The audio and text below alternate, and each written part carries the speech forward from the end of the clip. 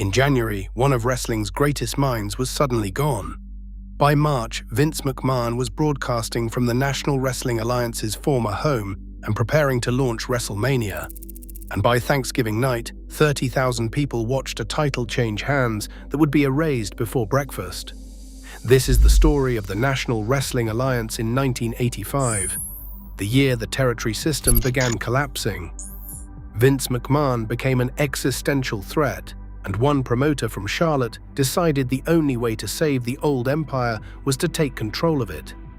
Month by month, we'll cover the death that shook the business, the million-dollar deal made in desperation, the rise of Magnum T.A. and Nikita Koloff, Dusty Rhodes' legendary Hard Times promo, and the chaotic birth of Starrcade as wrestling's ultimate Thanksgiving tradition.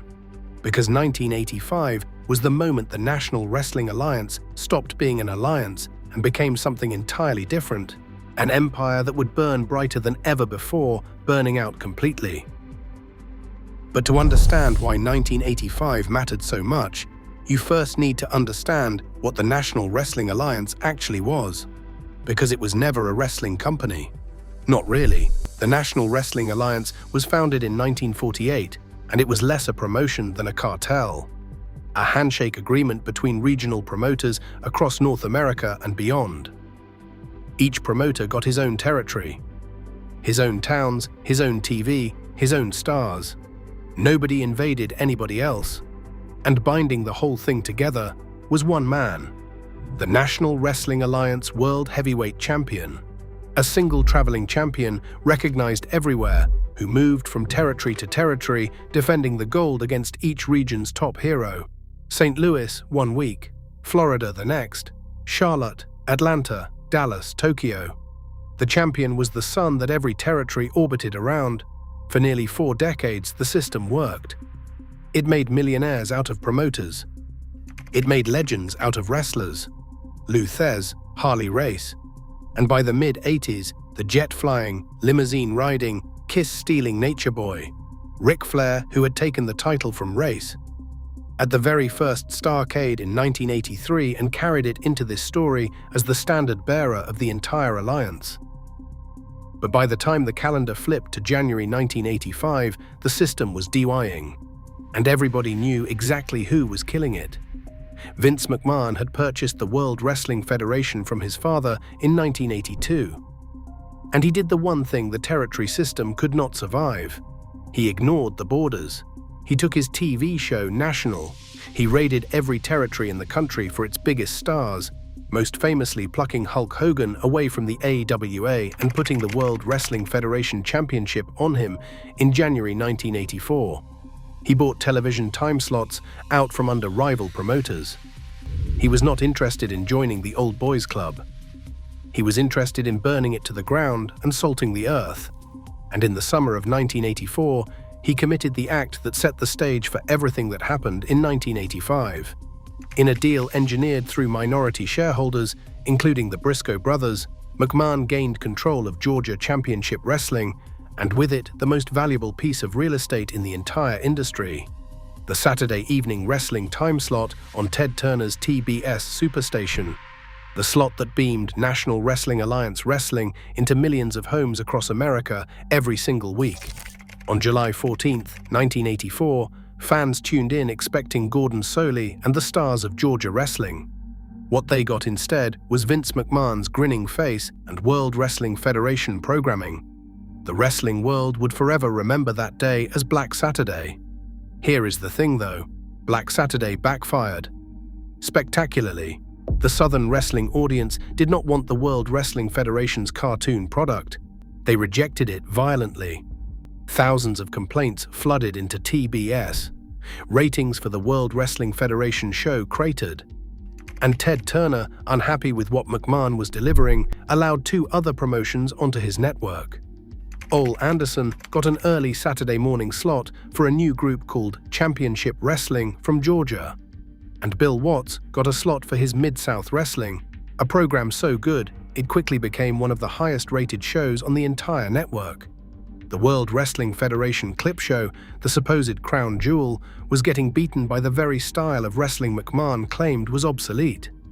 So as 1985 opened, there was a stalemate on the airwaves. McMahon was sitting on a time slot that was losing him money. The National Wrestling Alliance territories were wounded, bleeding talent, and terrified, and the whole industry was waiting to see who would blink first. Then January 21st happened, and the National Wrestling Alliance lost its soul. Eddie Graham was, by almost universal agreement, the smartest man in professional wrestling. The owner and booker of Championship Wrestling from Florida, a former National Wrestling Alliance president. The man other promoters called when they needed a finish for a big match, because nobody on the planet understood wrestling psychology like Eddie Graham. Florida, under his watch, had been the crown jewel territory of the entire alliance, the place where Dusty Rhodes became the American dream, and where the art of the long-term storyline was practically invented. Graham wasn't just a member of the National Wrestling Alliance. Alongside Sam Muchnick and Jim Barnett, he was one of the true power brokers who held the whole fragile alliance together behind the scenes. And on January 21st, 1985, 6 days after his 55th birthday, on the day after the Super Bowl, Eddie Graham died. He took his own life at the age of 55. The reasons were complicated and deeply personal. Those close to him pointed to a business deal that had gone badly wrong and left him under enormous financial pressure, along with private struggles he had carried for years. But the timing felt like an omen, and the business treated it like one. Kevin Sullivan and others in the Florida office would later say the wrestling war itself wasn't the direct cause. It didn't matter. The symbolism was unavoidable. The wisest head in the National Wrestling Alliance was gone, right at the moment the alliance needed wisdom more than ever. Florida, the model territory, immediately began to wobble without him, passing into the hands of Hiro Matsuda and Duke Keomuka, and starting a decline it would never recover from. And Florida wasn't alone. Everywhere you looked in early 1985, the old map was dissolving.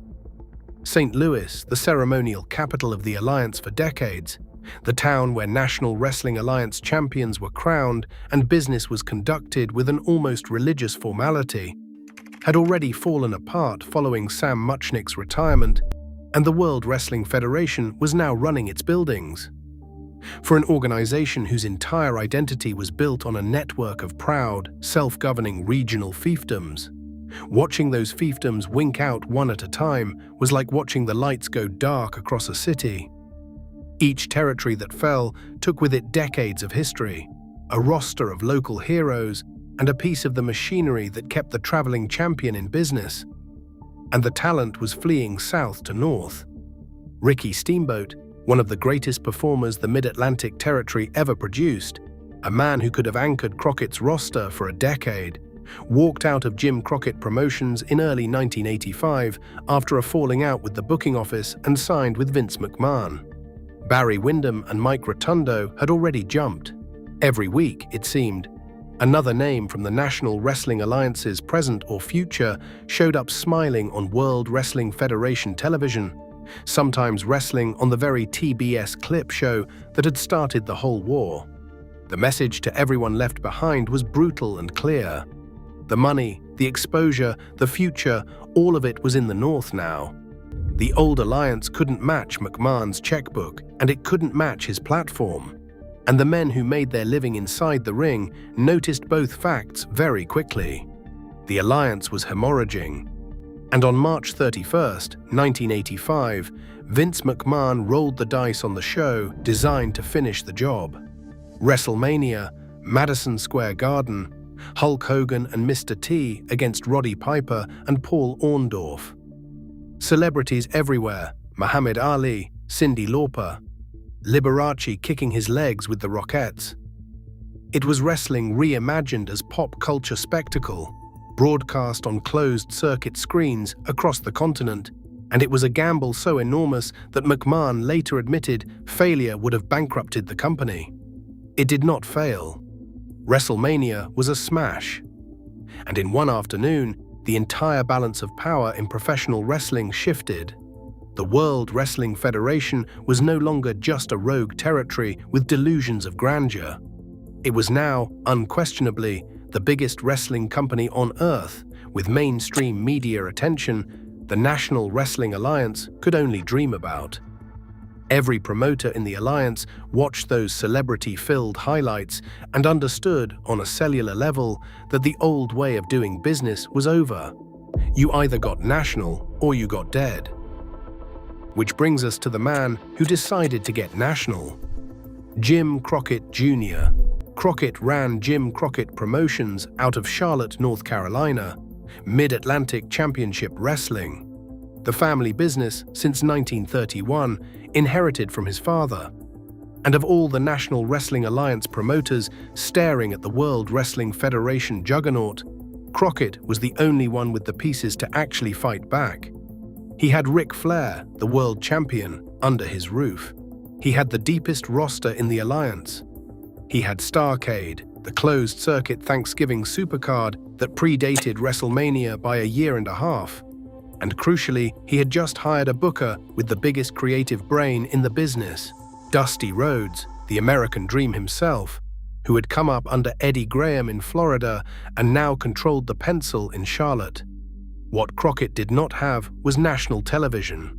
And in March of 1985, Vince McMahon, of all people, handed it to him. Remember that TBS time slot McMahon grabbed on Black Saturday? By early 1985, it had become an albatross. The ratings were embarrassing, Turner was furious, and McMahon needed cash to fund his next big idea, a network television project that would become Saturday night's main event. So McMahon cut his losses. In a deal brokered with the help of longtime Georgia power broker Jim Barnett, he sold the TBS time slot to Jim Crockett for $1 million. Think about how insane that transaction was. Vince McMahon, the man trying to exterminate the National Wrestling Alliance, sold the National Wrestling Alliance's strongest surviving promoter the very weapon he needed to survive. A national cable platform reaching tens of millions of homes. McMahon reportedly saw it as dumping a failed asset on a regional mark who would choke on the payments. Instead, he had just created his only real competition for the next 16 years. The chain of events set in motion by that $1 million deal leads directly to World Championship Wrestling, to the Monday Night Wars, to everything, but that was the future. In the spring of 1985, all anyone knew was that Southern Wrestling was coming home to Superstation TBS. There was collateral damage, though. The deal made Crockett the exclusive wrestling promotion on TBS, which meant Bill Watts and his Mid-South program, the highest-rated wrestling show on the network, got squeezed out. Watts, who had positioned himself to inherit the World Wrestling Federation's abandoned slot, instead found himself locked out of national cable entirely. One of the sharpest promoters alive, punished for having the best show on television. The territory system was now eating its own. Crockett moved with terrifying speed. On April 6, 1985, he bought out Arn Anderson's Championship Wrestling from Georgia, absorbing the last remnant of the old Georgia office and clearing the board. That same year, he was elected president of the National Wrestling Alliance, a position that in years past had been a diplomatic role, a referee between equal partners. Not anymore. With Flair's contract in one hand and the TBS deal in the other, the National Wrestling Alliance presidency in Crockett's hands became something closer to a crown. His 2 hours of Saturday evening programming went out under a banner Georgia fans knew well: World Championship Wrestling. And from that point forward, as far as the viewing public was concerned, Jim Crockett Promotions was not a member of the National Wrestling Alliance. It effectively was the National Wrestling Alliance. And now that Crockett had the platform, Dusty Rhodes gave him the product. Because what Dusty built on TBS through the spring and summer of 1985 was nothing short of a golden age compressed into months. Start with the villains. Dusty understood that mid-80s America, deep in the final chill of the Cold War, wanted foreign menaces to hate. So he gave them the Russians. Ivan Koloff, the grizzled Russian bear who had once beaten Bruno Sammartino in Madison Square Garden. Crusher Khrushchev, the hulking enforcer, and the centerpiece, Ivan's supposed nephew, Nikita Koloff. Here's the beautiful secret. Nikita was actually Scott Simpson, a football player from Minneapolis who had never wrestled a single professional match before debuting. It didn't matter. With his shaved head, his slabs of muscle, his snarling refusal to speak English in public, and a clothesline he called the Russian sickle, Nikita Koloff was the most convincing monster in wrestling. Southern crowds didn't boo him. They feared him. There are stories of fans genuinely believing the Kremlin had sent this man to humiliate America, of people waiting in parking lots to confront him, of a heat so real and so dangerous that the promotion had to worry about his physical safety. That was the level Dusty Rhodes operated at as a booker. He didn't want cheap heat. He wanted a villain the audience believed in so completely that the line between the character and the man disappeared. Nikita Koloff, a wrestler with almost no experience and a completely fabricated backstory, became one of the most hated men in America purely through presentation, patience, and the raw menace of that shaved head marching to the ring in silence. Then the heroes. Standing across from the Russian menace was a new kind of National Wrestling Alliance babyface, Magnum T.A., real name Terry Allen, a handsome, mustachioed powerhouse out of Virginia Beach who looked so much like Tom Selleck that the nickname wrote itself. Magnum didn't wrestle like the technicians of the old National Wrestling Alliance. He hit like a truck, he connected with crowds instantly, and his belly-to-belly suplex ended matches in one violent instant. In March of 1985, he beat the legendary Wahoo McDaniel for the United States Championship, and from that moment, the plan was an open secret. Magnum T.A. was being groomed to be the next National Wrestling Alliance World Heavyweight Champion, the man who would carry the alliance into the 1990s.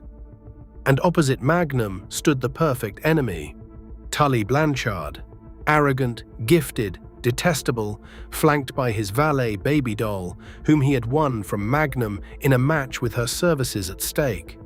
Tully was everything Magnum wasn't. A cheater, a talker, a man born into the business who acted like it owed him everything. In July, Tully took the United States title from Magnum, with help from that very valet situation, and their rivalry curdled into genuine hatred. This feud was personal in a way television wrestling rarely achieved, and it was barreling toward a collision that would become legendary before the year was out. All of it, the Russians, Magnum, Tully, Flair defending against all comers, needed a stage worthy of the ambition. So in the summer of 1985, Dusty Rhodes and Jim Crockett invented one. They called it the Great American Bash. On July 6, 1985, at the American Legion Memorial Stadium in Charlotte, Jim Crockett Promotions ran an outdoor wrestling event on a scale the National Wrestling Alliance had never attempted. Over 27,000 people, some counts say as many as 30,000, packed into the stadium under the summer sky. There was a live concert from country outlaw David Allan Coe. There was a genuine festival atmosphere, patriotic and loud and enormous. And there was a card built to feel like an event, rather than just another house show. Ric Flair defended the world title against Nikita Koloff, with play-by-play announcer David Crockett, Jim's own brother, installed as special referee because Nikita had earlier flattened him with the Russian sickle during an interview. The Road Warriors, the AWA's terrifying tag team, came in to battle the Russians to a wild double disqualification. Magnum T.A. survived the monstrous Kamala, and Dusty Rhodes beat Tully Blanchard inside a steel cage to win the television championship.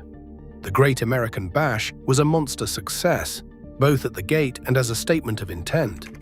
It told the wrestling world that the National Wrestling Alliance under Crockett wasn't hunkering down and hoping to survive. It was building spectacles to rival WrestleMania on its own terms, Southern terms, with real athletic wrestling and blood and stadium crowds instead of celebrities and rock stars. The show worked so well that the following year, Crockett would expand it into an entire touring series of stadium shows across the country. In one afternoon in Charlotte, the template for National Wrestling Alliance's national push was set. But the biggest story the National Wrestling Alliance told in 1985 wasn't about a stadium or a Russian or a championship. It was about a broken ankle and a man reaching his hand through your television screen. Through the year, the promotion had been slowly turning Ric Flair. For years, Flair had been a hero to Southern crowds, the local boy made good, the champion who represented the territory. But heroes and villains in wrestling are never permanent. And Dusty Rhodes, both the booker and the top babyface, understood that the story the audience most wanted was the working man chasing the rich man's gold. So Flair, with his robes and his Rolexes and his limousines, was drifting toward the dark side. And the vehicle for completing that turn arrived on September 29, 1985, at the Omni in Atlanta. The angle was masterful. Flair, still nominally a good guy, wrestled Nikita Koloff in a cage and won. Afterward, the Russians swarmed him, and Dusty Rhodes came sprinting down to make the save, the hero rescuing his rival from a beating. But as Dusty fought off the Russians, two more men hit the ring. Arn Anderson and Arn Anderson. And instead of helping Dusty, they turned on him, holding him down while Flair, the man Dusty had just saved, climbed to the ropes and dropped his knee across Dusty's ankle. Again and again, until it broke. In storyline, Dusty Rhodes was gone, out of action, ankle shattered, forced to vacate his television title. And when he returned to television in late October to address what had been done to him, he delivered a promo that transcended professional wrestling entirely.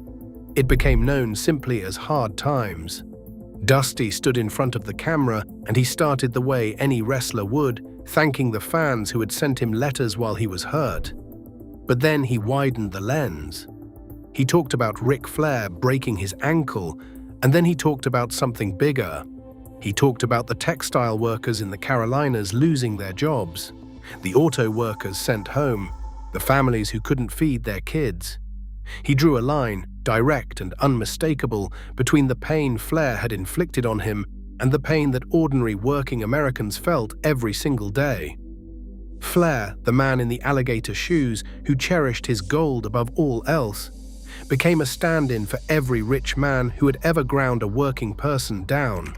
And Dusty, the son of a plumber from Austin, Texas, made himself the champion of everyone who had ever had hard times put on them.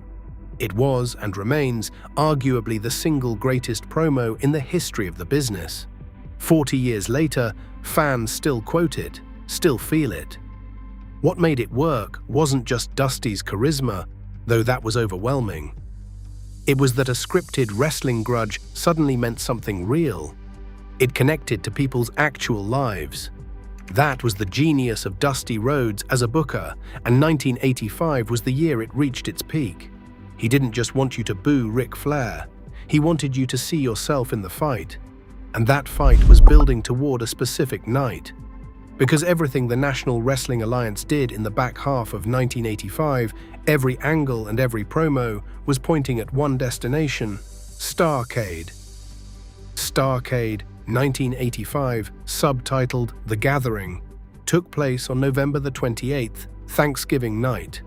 And Crockett, thinking bigger every month, staged it in 2 cities at once. Live matches ran simultaneously at the Greensboro Coliseum in North Carolina and the Omni in Atlanta, with each venue watching the other's matches on giant closed circuit screens.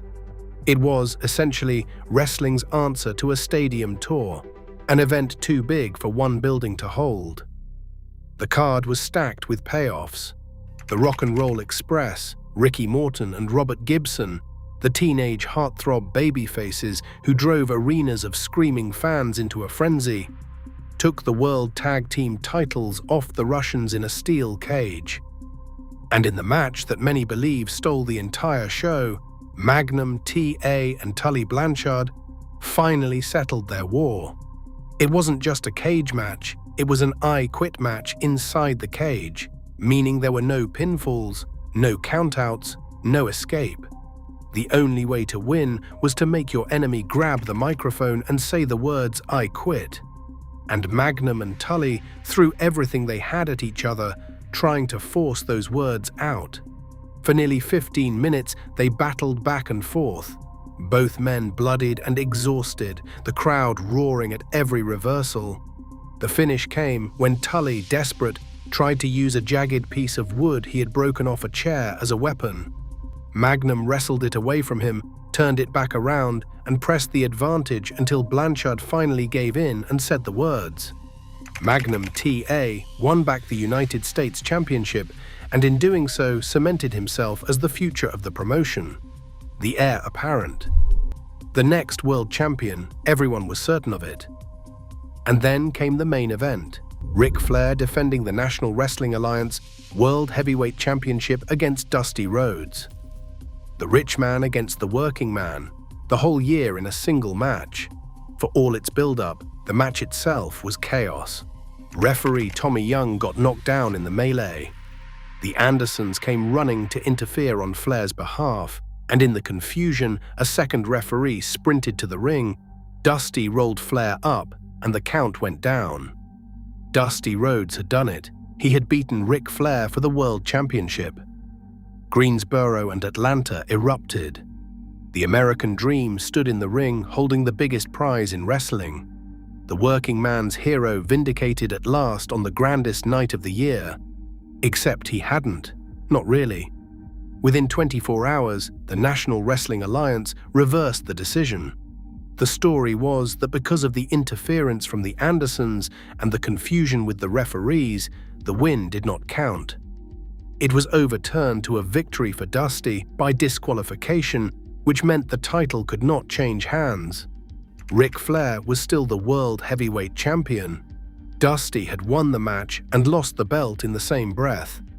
This was a booking device Dusty Rhodes used so often that it earned his name, the Dusty Finish. A babyface appears to win the title clean, the crowd loses its mind, and then the decision is snatched away on a technicality. Dusty did not invent it. That is usually credited to his old mentor, Eddie Graham, down in Florida. But Dusty leaned on it so heavily that it became forever associated with him, and Starrcade 1985 was the Dusty Finish executed on the biggest possible stage. To some, it was a heartbreaking tease that kept the feud alive and hot. To others, it was a frustrating cheat that punished fans for caring. Both things were true, and it would become a recurring criticism of Dusty's booking as the years went on, a crutch he returned to once too often. But there was one more consequence of that Thanksgiving night, and it turned out to be the most important thing to happen in the entire National Wrestling Alliance all year. Bigger than the Bash, bigger than Hard Times, because of what those interfering villains would become. Ric Flair, Arn Anderson, Ole Anderson, Tully Blanchard. 4 men who had spent the fall of 1985 operating as a coordinated wolf pack, breaking Dusty's ankle, running interference, moving through the promotion like they owned it.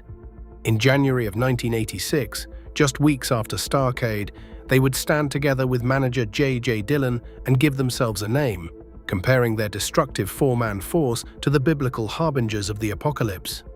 The 4 Horsemen, the most influential faction in the history of professional wrestling, the blueprint that every stable since has been measured against, was assembled from the wreckage of the 1985 storylines. The limousines, the Rolexes, the beatdowns in the parking lot, the swagger, all of it was born in this year. The National Wrestling Alliance didn't just survive 1985, it produced, almost as a byproduct of its war for survival, the single coolest thing wrestling had ever seen. So let's step back and look at what the National Wrestling Alliance actually was by the time 1985 closed. At the start of the year, it had been a genuine alliance.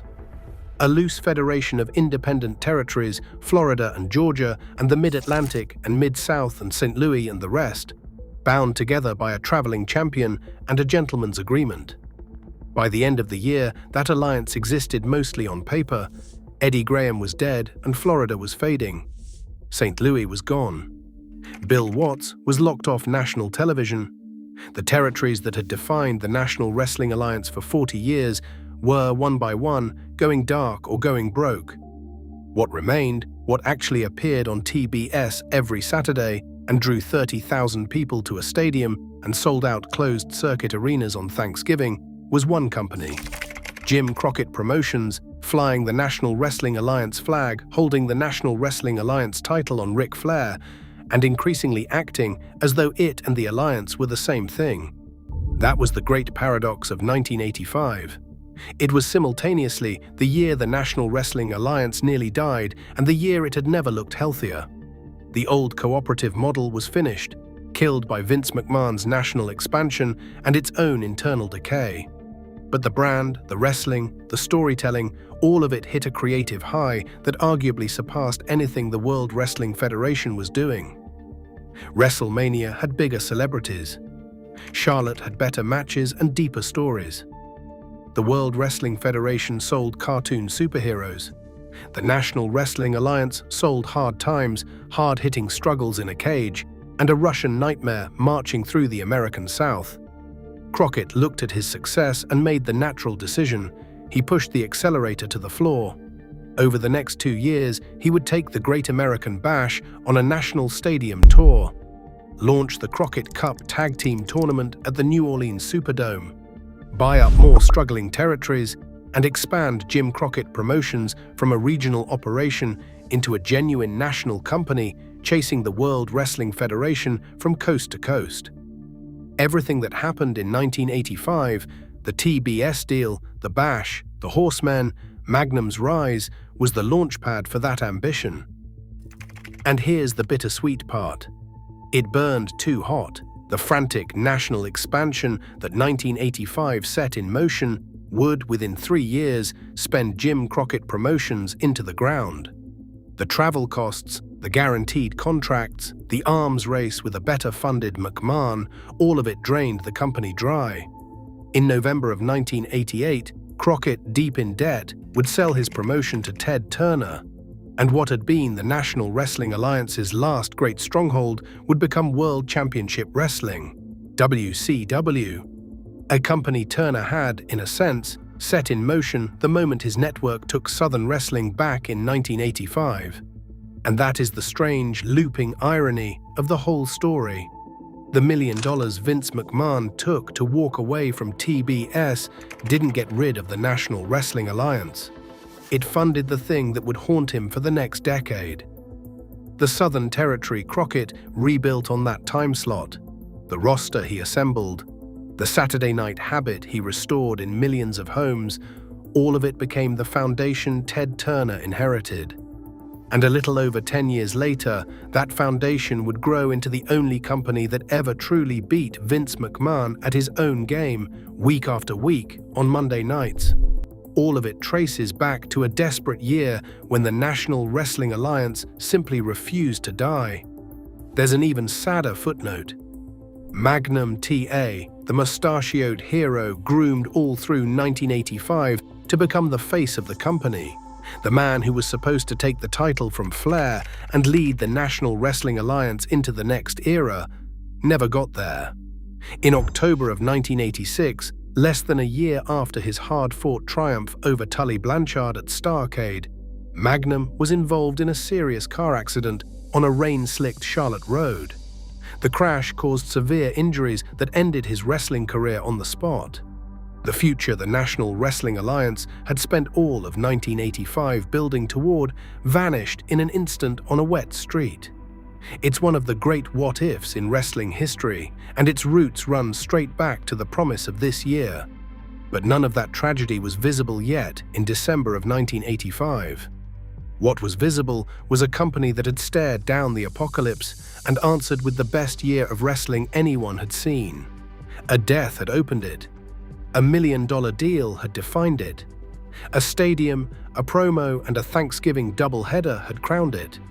And out of all that chaos rode 4 horsemen who would gallop straight into legend. The National Wrestling Alliance in 1985 was an empire in its final golden hour. The alliance itself was already crumbling.